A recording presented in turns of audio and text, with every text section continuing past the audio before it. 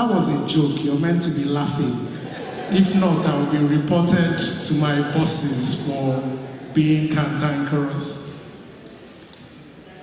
And so, I will not belabor you with the technical details of the quality improvement and capacity building project. The other technical speakers will do justice to that aspect of the project.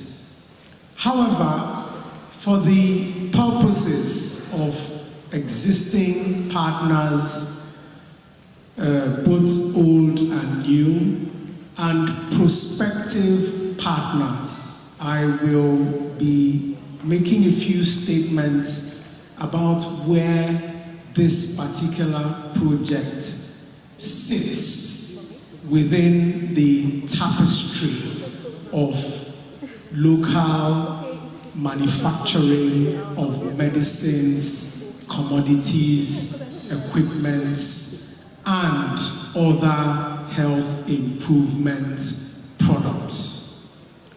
As you're well aware, we are not where we are meant to be as regards providing access to healthcare for our people using our own resources.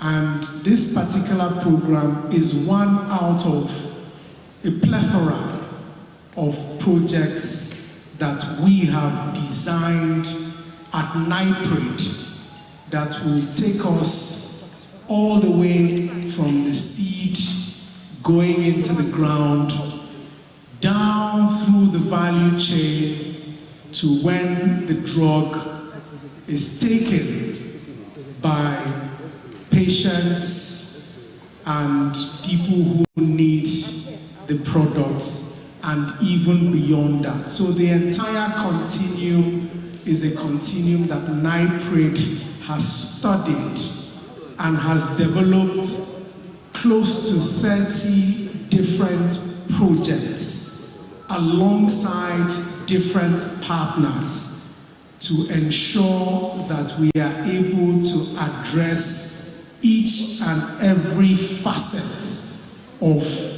the value chain that will enable us use our products to improve our healthcare access.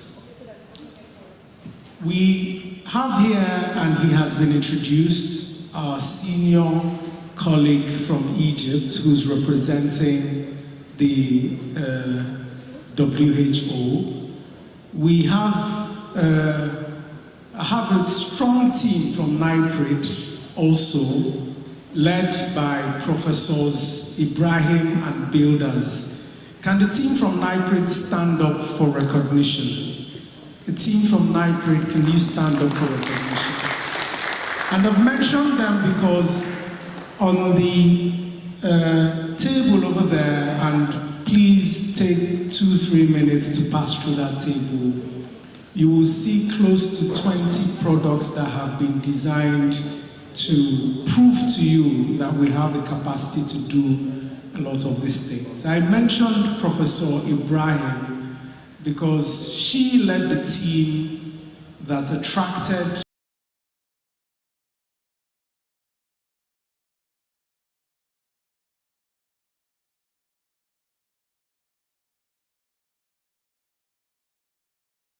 WHO close to 1,000 traditional medicine practitioners as regards how we can begin to document and gain better value from natural products that grow within our own environment, as well as how to begin to mainstream the capacity that those practitioners have to bring them into a better regulated net so that they can also contribute to us achieving universal health.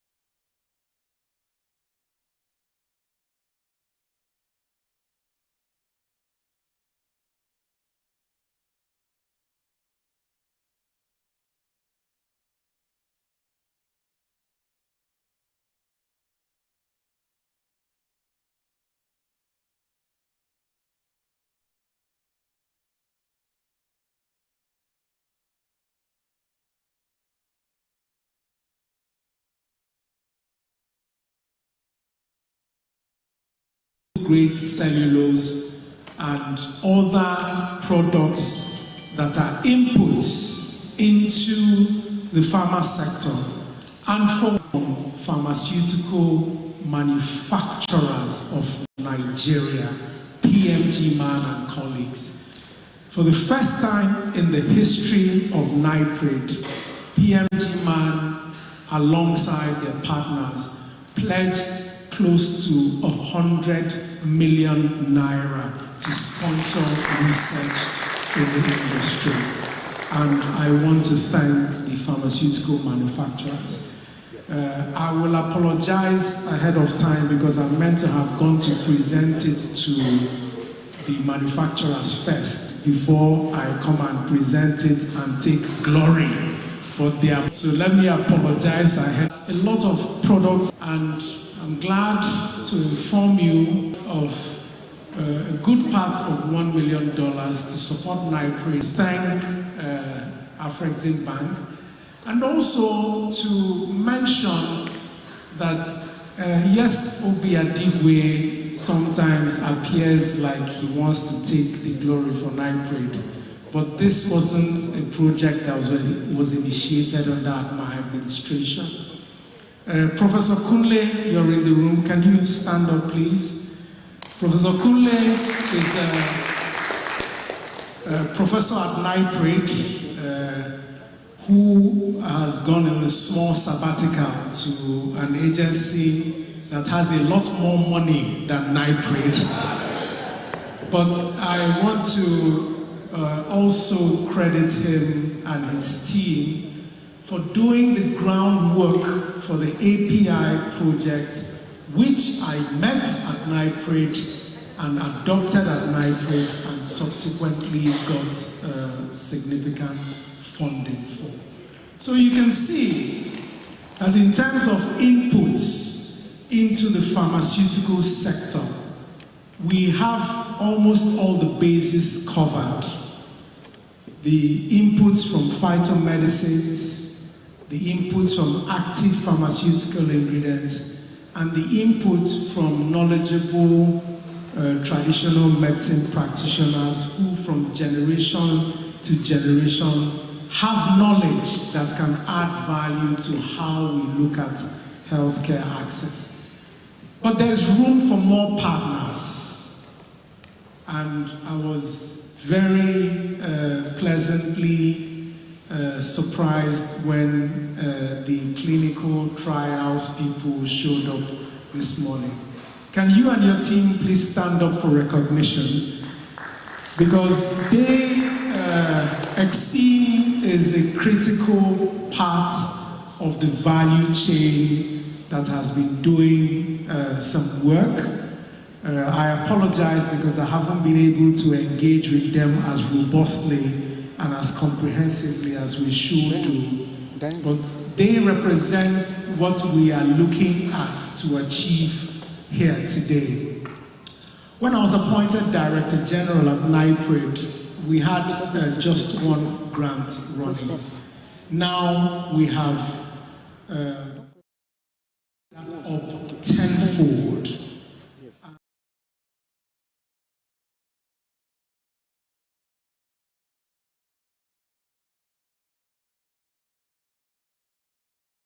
From 10 grants to close to 30 running grants by the time I'm leaving NIPRID.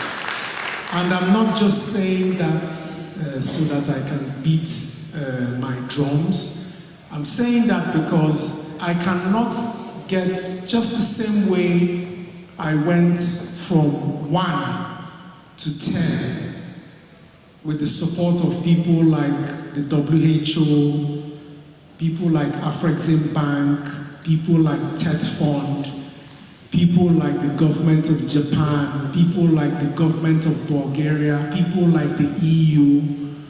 The same way we're able to get there with these people's support, I cannot get from 10 to 30 without the support of partners in this room. So while I'm beating my drum, there is a fabulous partner. But please, let's break. What we want are your ideas. We want to sit down with in mind. Bring your objectives. We will align them with NIPRID and national objectives are achieved. That is what makes us different from a lot of the partners in the sector. We're more interested in results than in resources. So along that entire value chain, there is a project that is designed for all the partners who are seated here in the room. And my team, I have about 10 or more people from NIPRID. They will all be standing behind that table at the break. They're here to begin the discussions for those partnerships. Fun fact, AFCFTA started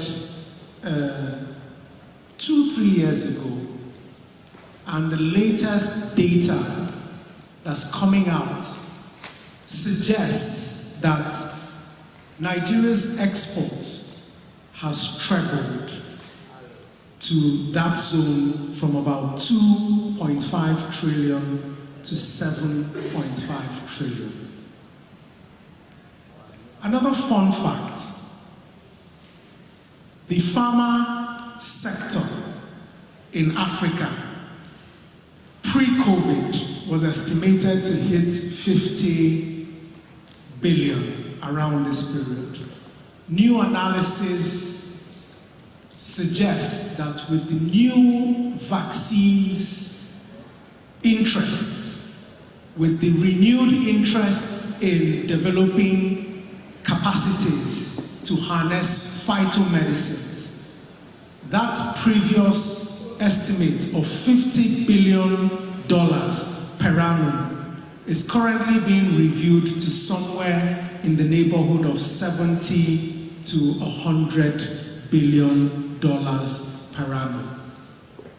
I've given you these two fun facts because I am here today to tell you that this particular project, alongside all the other projects we have designed or are in the process of designing in NIPRID, are part of a unique tapestry that NIPRID and its partners are weaving to ensure that Nigeria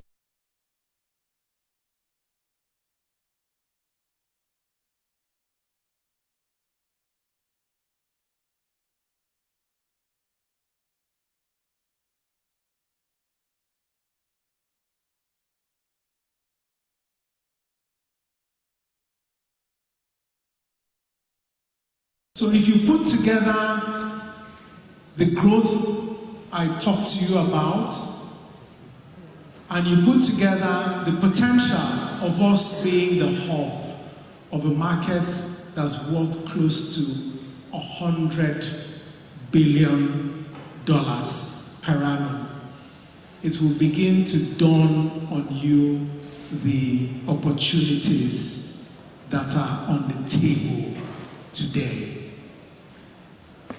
It is an audacious plan, I know, but NIPRID is known for its audacity. And I think in my first tenure, alongside partners and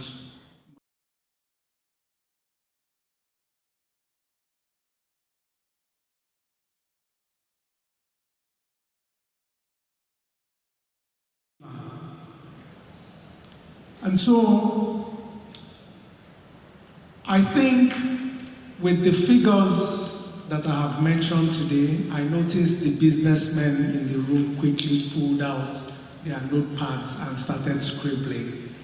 That's the reason I came with figures. I'm not normally very good with arithmetics, but I jotted that down and I knew people would pay attention. Mentioning a few other projects which I will not go into detail.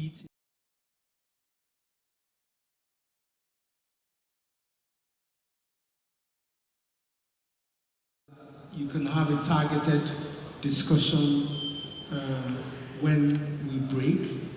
NIPRID, as you're aware, has done the first artificial intelligence and machine learning project aimed at drug discovery and healthcare improvement, alongside a partner that has given us over ₦1 billion in infrastructure. That project is about 40% completed. We need partners to complete that particular project. We've gone about 95% on Africa's first nanotechnology project for drug discovery, delivery, and other aspects of the healthcare development system. That was alongside our Japanese partners. We still need partners to complete the remaining 5%. We are also looking with very strong partners who I cannot mention now to look at capacity building, bioavailability, and bioequivalence. We're also working in improving the entire vaccines value chain, and there is a lot of I'm the one that is paying for the whole of Madam. Apologies. And the vaccines value chain is another area which is pharma oriented and for which we have the capacity, and we also need partners to move that discussion forward. Distinguished participants, ladies and gentlemen, the warning bell has gone, and I am very aware that the important engagements that are pressing. Welcome you to Africa, and indeed, potentially, the sector's most important event this year. An event that will enable us improve quality in an industry, as well as begin to dovetail this particular process into other projects that will enable us achieve medicines security, as well as meet up with socio-economic indicators such as job creation, capacity building, and revenue generation for the nation. Ladies and gentlemen, I thank you for your kind attention, and once again, you're welcome to this particular colloquium.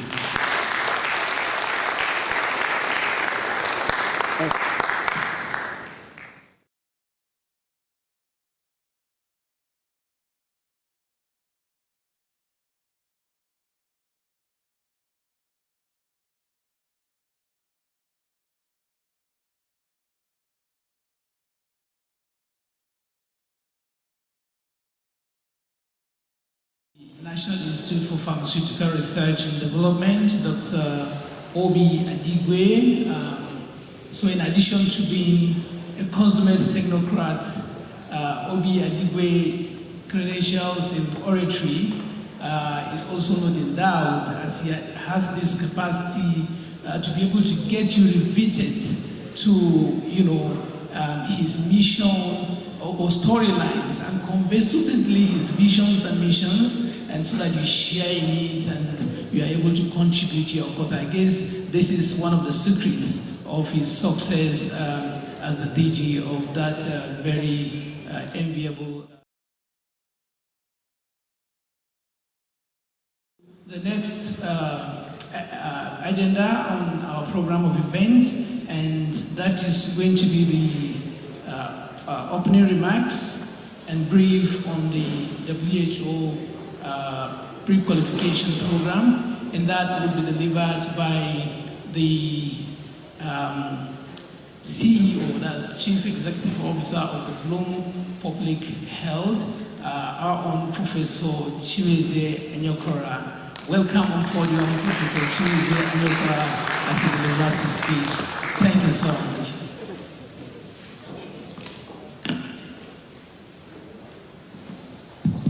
Thank you so much. Let me also join Adigwe to apologize for late opening of this event.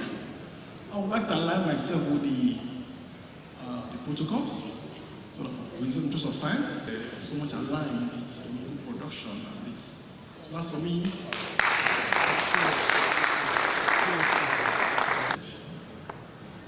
Everything has come to a point where I remember in Nigeria, every year, $500 million worth of medicines at least are donated to Nigeria. Not even $1 of it is procured locally. I mean, this is something that I feel, as a Nigeria, it should happen. Imagine in the next 50 years, Nigerians that will live then will be looking at those who live now. They can't even imagine it. Medicine is not rocket science. Whatever deficiency you have, you can feel it. To have those, it's like an artist, because it's a total beings. Because I know that those, when next 50 years, when they remember that some of us lived in Nigeria during that period, they will imagine what. Across the regions where Nigeria control all these other countries across Africa, you have billions of it. Today is, we are now in 2023. Global Fund was set up like 21 years ago. Across the continent and Nigeria, billions of dollars worth of medicines have been shipped here. I can't align with this fact. Every year it continues to happen in a country like this. I mean, a lot of impact has been made, a lot of health indices have been proved, but there's also a huge missed opportunity. How can we have a country like Nigeria not tap into this economic impact? No? COVID has shown that healthcare is not just a social thing, it's also business. So one of the things I'm going to push in my just few minutes of speaking with you is just to know that there is no reason why we shouldn't have 5 to 10 Nigerian companies pre-qualified. And also to know that nobody loves you so much to give you this. You have to fight for it, you have to grab it, you have to, whatever you need to do to push it. So, I want to tell a few stories. I mean, around, of course, I know we don't have time. Around 10 years ago, the UN Commission for Life-Saving Commodities listed 16 products that will help to save 1 million lives every year for women and children. Of course, the aim was to ask countries to see how can you manufacture this locally. There are simple methods you can do that. When I led that project in Nigeria, I tell you, it was a glorious moment for Nigeria. In Nigeria, the world was chilled to see what we could do. The first country to produce fluorescein, Nigeria. The first to produce among city, Nigeria. We trade the world. Those were glorious moments. I know why things failed in a way. Things failed because there was no matching. Sorry for indicting the ministry then. It's a new era. Terrific. That's why I'm so happy that timing cannot be better. These Nigerians, I remember one CEO, I went to him. This man practically from scratch built a brand new system set up to do amongst the team.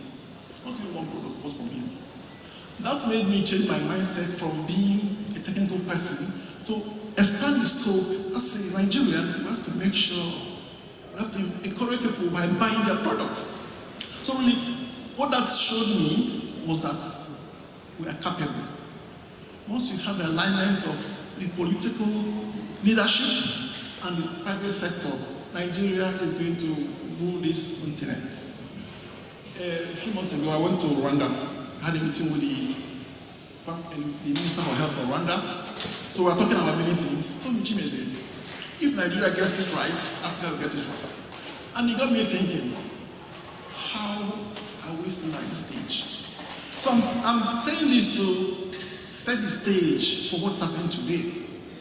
The capabilities, the resilience, the commitment of Nigerian manufacturing sector is unequaled. Now that we have this commitment of government, I cannot contain my excitement really. Another story I want to tell, I think in 2017, I tried to convince NAFDAC to do a project called GMP Roadmap. Because prior to that, I've been a lot of massive capacity building across the industry. I felt that we have to leapfrog and not be doing minor incremental improvements. So, of course, that project was a tough one to convince the partners. First of all, the funders to put the money there, the NAFDAC to agree to it, and PMJ man, because they felt that it was going to be negative to them. And eventually that project happened. For me, it was a huge opportunity. I saw the number of companies in Nigeria that just need a small nudge to be world class. You know, when somebody has reached the top of the mountain, just one step to stand and say you can and stop, it's so painful when you look at it. Really. So the Nigerian manufacturers are set, they are ready. The missing link has already been wanting, and now that missing link is practically being solved. Because the government part of it is like practically not aligning. Another story I want to tell is African Pharmaceutical Technology Foundation.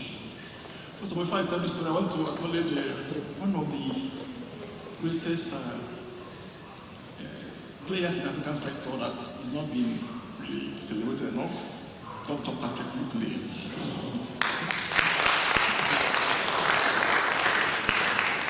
About around 5-6 years ago, Patrick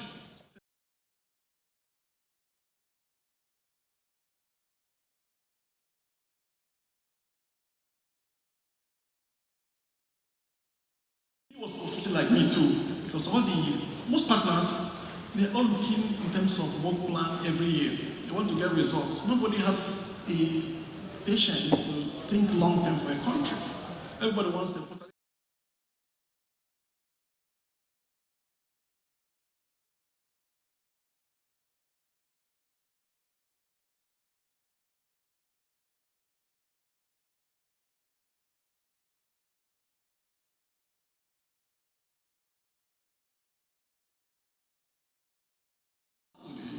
manufacturers here. Last year, African Development Bank put together a $3 billion. So basically, each time I look at their vision, I see Nigeria fully crafted. But yet, Nigerians are not in the game. We don't know what's going on there. And Nigeria is like the country, really. So we have to play in big there. The same thing aligns with the African CDC. African CDC has a very ambitious goal. By 2050, Africa will move from 5% local manufacturing to 7% manufacturing. When I scan through the continent, who will do that? Nigeria should do close to a third of it. So really, the opportunity for the Nigerian sector is huge. And that's why today, as we gather, to launch this amazing program that will support local manufacturers to play big in the international procurement. And I'm sure already the PAMSEC already put a target for himself, and before you use Ministry of Health, half of Global for USAID procurement will be done locally. Mr. PAMSEC, if you have not, please, I'm sure I will send you. It will be a good ambition for you, and it can happen.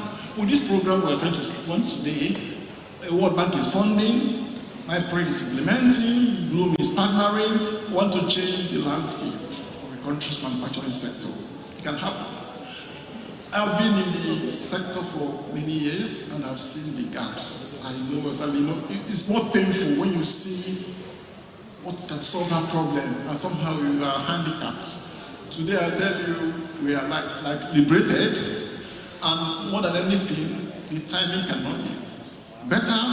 And I stopped regretting we didn't do it before, because what matters is to do it at the right time. So, gentlemen and ladies, I want to make this my speech short. I am happy that today we are trying to move the Nigerian pharmaceutical sector to a different level. We're going to catalyze the process. It's just a catalyst to a bigger thing happening. So I thank everybody involved in this. Just before I end, I was in Pakistan a few months ago. I was invited by the government of Pakistan. Pakistan is a country that is like Nigeria. Everything the same, population, everything. They have 1,000 manufacturers of medicines. They supply close to 85% of their needs. And I say myself, how can a country like Nigeria doing only 30%? So I'm happy everybody in this room. I have the PSN president, I have the chairman of PCN, I have everybody that can make things happen. And I have, I cannot thank Dr. Abba enough. He taught me one thing, how to become an activist and advocate. Initially, I want to be an advocate where I go there and talk grammar and nothing happens. But I have to be an activist to make things happen. Obi and I, actually, the first time we met, it was to make peace. Because Obi felt that I was one of these American people that would come and impose this on Nigeria. So each time we invite, it was the PMG Executive Secretary then. So it was almost causing trouble. Who is this guy? I don't even know him. I have time for him. So after several months or whatever, Dr. Kaba, who knows me, who knows my patriotism, knows everything, told me, no, we don't know this really. Let's go meet. He came to my office, after a cup of coffee, we shook hands. And since then, things have changed. Really, it cannot be better. Obi was a super activist. Ministry of Health people used to call me, please go and talk to this guy. You shouldn't walk away from our meetings. I continued trying to calm him down. But government has tamed him. Now he's speaking long speeches.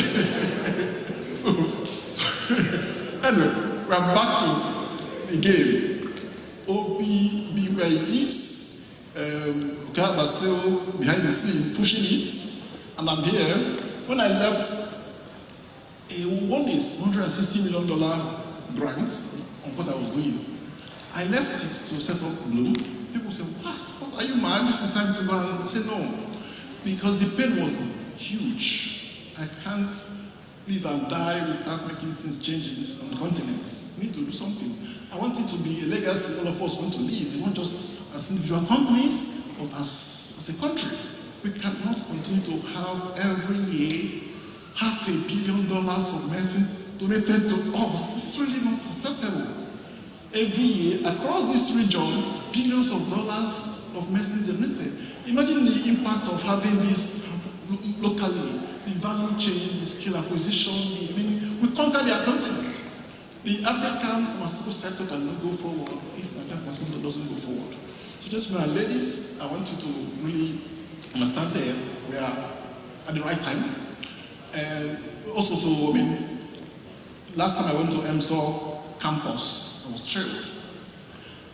A 60-hectare plot of land, piece of land with all sorts of things, including API. So really, we have it right. There's no reason why we shouldn't be flying. So, the Permanent Secretary, sir, on behalf of Nigeria, the whole Nigerians, we need to change the narratives. So really, as we implement this project, I want to assure you that the commitment, the expertise, the patriotism, everything required to change the narrative is there. And we're ready to do that, and we can do that with your support. It's a national assignment which cannot live without achieving. So with this, I want to end my speech, and then I want to urge you, let us get into the new beginning for the pharmaceutical sector in Nigeria.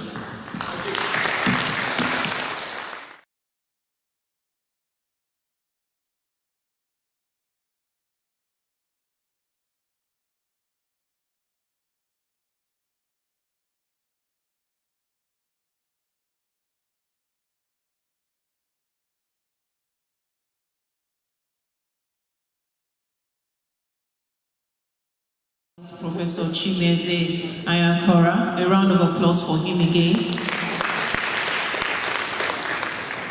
Please, we would like to announce that there's a questionnaire inside the pack please do well to fill it and just signify by raising your hand. Someone will be just beside you to pick it up. Thank you very much. We also like to recognize in our presence, apologies that we did not recognize him during the recognition of our guest. Someone very special to us, wearing 2 caps, just like our CEO said, Professor Olubayo Kunle, Chief of Staff to the DG, Standard Organization of Nigeria. A round of applause for him. Please could you stand up for recognition? Thank you, sir. Professor Kunle, thank you. We also like to recognize, okay, that's for the goodwill messages, okay? We'll be going next to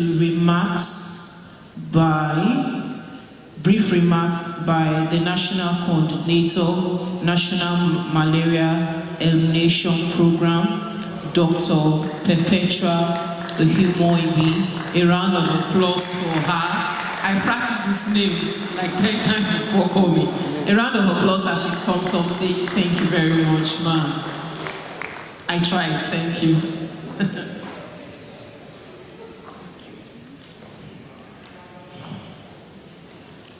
Permanent Secretary, sir, I also want to align with the established protocol.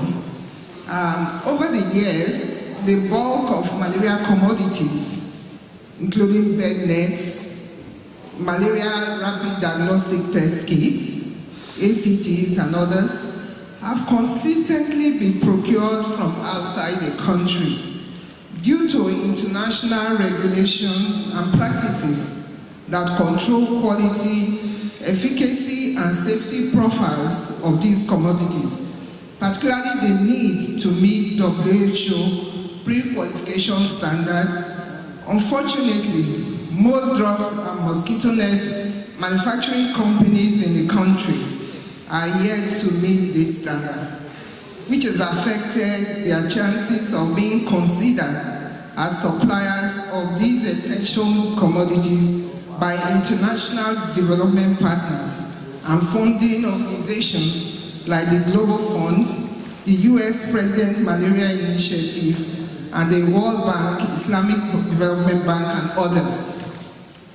It is against this background that the National Malaria Elimination Program in the Federal Ministry of Health, in collaboration with the World Bank, resolved to invest in the upgrade of these manufacturing companies through a structural system.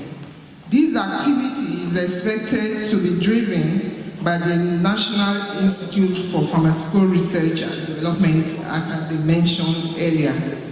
The objective of this activity, this project, includes to educate the Nigerian manufacturers on the process of WHO pre-qualification, to support the selected manufacturers through the process of improving their global manufacturing, their good manufacturing practices, to help at least 5 manufacturers achieve WHO pre-qualification during the life of this project, and to stimulate a renewed quality manufacturing consciousness in Nigeria.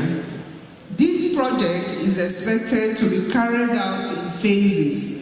Phase 1 will last for 12 months, and at the end of this project, it is expected that the first anti-malaria commodity manufacturer in the West African region to also attain WHO pre-qualification would have been produced, and at least 5 indigenous companies would have been supported to attain WHO pre-qualification status and good manufacturing practice certification.